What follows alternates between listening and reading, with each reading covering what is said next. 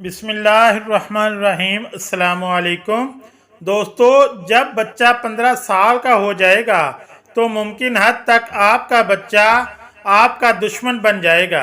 अगर आप अपने बच्चे को दोस्त बनाना चाहते हैं तो मेरी इस वीडियो को आखिर तक ज़रूर देखिएगा।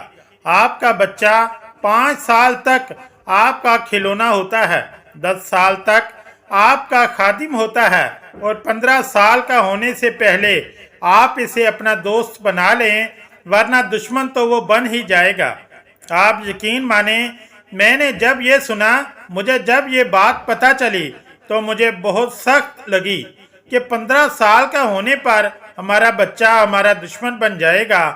आपका बच्चा 5 साल तक आपका खिलौना होता है, सारे घर का लाड प्यार, मेरी आंख का तारा, मेरा चांद। आप इसे भरपूर वक्त देते हैं और फैमिली का हर मेंबर इसे भरपूर प्यार देता है। आप इसे भरपूर प्यार देते हैं, वो आपको भरपूर प्यार देता है। माँ बाप इसकी नज़र में दुनिया के सबसे मेहरबान, बहादुर, ज़हीन, दौलतमंद इंसान होते हैं। जब स्कूल में दाखिल होता है तो घर में छोटा बहन भाई आ चुका होता है। आपकी मसरूफियात बढ़ जाती हैं। पहले बच्चे को मिलने वाला जो वक्त है वो डिवाइड हो जाता है। स्कूल में दोस्त बन जाते हैं, कुछ उस्ताद टीचर्स रोल मॉडल बन जाते हैं। आप यानी माँ बाप बच्चे की पसंदीदा शख्सियात की फहरिस्त में कहीं तीसरे या चौथे नंबर पर चले जाते हैं। 10 साल बाद याद रखिएगा, एक बार फिर टॉप 10 की लिस्ट है वो बदलती है, पहले नंबर पर दोस्त आ जाते हैं। 10 साल के बाद पहला नंबर होता है वो दोस्त का होता है। फिर इसके बाद कोई टीचर अच्छा मिल जाता है, फिल्म टीवी का कोई एक्टर, क्रिकेटर, फुटबॉल का खिलाड़ी आ जाता है। और 10 साल के बाद जब 15 साल की उम्र आती है तो 15 साल का होते हुए बच्चा माँ बाप की नसीहतें सुन सुनकर, मार पिटाई डांट खा खा कर बेजार हो चुका होता है। और इस उम्र में अक्सर टीन एज बच्चे माँ बाप को अपना दुश्मन समझने लगते हैं, अपनी आज़ादी का दुश्मन, अपनी ख्वाहिशात का दुश्मन, अपने फ्रेंड्स का दुश्मन। एक बात नोट कर लीजिए, ये मसला सिर्फ आपका यानी हमारे वतन अजीज पाकिस्तान या इस खित्ते का नहीं है, बल्कि ये मसला सारी दुनिया के टीनेज बच्चों और इनके पेरेंट्स का है। अगर हम मगरिब में बच्चों और इनके पेरेंट्स के मसाइल जान लें तो हमारे होश उड़ जाएं। तो यकीन जानिए, हम सुबह शाम दिन और रात अपने बच्चों पे सदके और बारी जाएं। लेकिन इस बात से मुतमिन होकर आप लोग बिल्कुल इजी बैठ नहीं सकते। बच्चों के साथ रोज़ बरोज़ इस्लाह करनी होगी। हमें अपनी परवरिश के तरीक़ों में बेहतरी लानी होगी। बच्चों के साथ ताल्लुकात इनकी बढ़ती उम्र के साथ साथ रोज़ बरोज़ इस्लाह की कोशिश करनी होगी। एक बेटे को एक तोहफ़ा देना चाहा तो इनकी वालिदा ने कहा, मैं इस वक्त तक इस तोहफे पर राज़ी नहीं होंगी जब तक कि आप नबी सल्लल्लाहु अलैहि वसल्लम को इस पर गवाह न बना लें। वो नबी अकरम सल्लल्लाहु अलैहि वसल्लम की खिदमत में आए ताकि आपको इस पर गवाह बनाएं।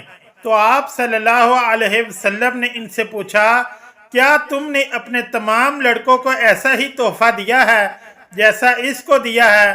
कहा नहीं। आपने फरमाया, तो इसे वापस ले लो, मैं ऐसी किसी नाइंसाफ़ी पर गवाह नहीं बनना चाहता। तो बच्चों के दरमियान अदल ज़रूरी है। अगर एक बेटे को दें दूसरे को ना दें तो फिर सुन लें, आपका बच्चा आपसे मुतनफ़िर हो सकता है, एहसास कमतरी का शिकार भी हो सकता है या कोई गलत कदम भी उठा सकता है। आप हौसला अफजाई कीजिए, बच्चों की नहीं इनके काम की। मसलन अच्छे रिजल्ट लिए हैं, तारीफ़ करें। बच्चा जिस चीज़ की हौसला अफजाई चाहता है बच्चे को सुने, इनके हौसले अफजाई करें। नोट कीजिए, कौन सा काम आपके बच्चे खुद ब खुद इंतहाई मेहनत, लगन और जिम्मेदारी से करते हैं। इस खूबी की तारीफ कीजिए। मसलन बच्चा सच बोलता है, नमाज की पाबंदी करता है, वक्त की अहमियत का एहसास करता है, तो जमकर भरपूर अंदाज में इसकी हौसला अफजाई कीजिए। बच्चों की कामयाबियों को मनाना सीखें। कभी अपने बच्चे को लेकर अकेले निकल जाइए। इस दौरान आप सिर्फ सवाल कीजिए। 90% से ज़्यादा वक्त बच्चे को बोलने दें। अपने बोलने के लिए सिर्फ 10% वक्त रखें। नसीहत नहीं, सवाल करें। बच्चों की बात से बात निकालें। हर सवाल के जवाब के बाद क्यों, कैसे जैसे सवाल दर सवाल करके इनको बातों में उलझाएं। शुरू में शायद इन्हें अच्छा न लगे, मगर फिर इन्हें आदत हो जाएगी। फिर वो खुद ही आपको पूरे दिन की रोदाद सुनाएंगे।